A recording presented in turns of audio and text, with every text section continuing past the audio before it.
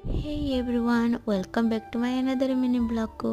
तो सकाळे मोर नित्यकर्म सारी एठी मु मॉर्निंग स्किन केयर करबा पे लागि जाईची।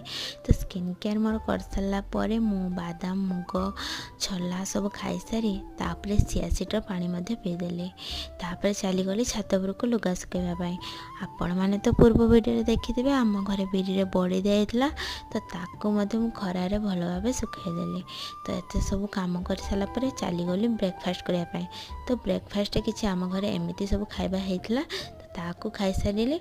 तो आज आम घर संध्यारे पिठा होता। पिठा करने मो दीदी बसी सी जिते सब पिठा करूला गोटे भी पिठा भल भाव कर सब पिठा छिटी दौला। तो ता द्वारा तो गोटे भी भल भाव पिठा है ना। तो शेष में आम शाशुमा पिठा करने बसिले।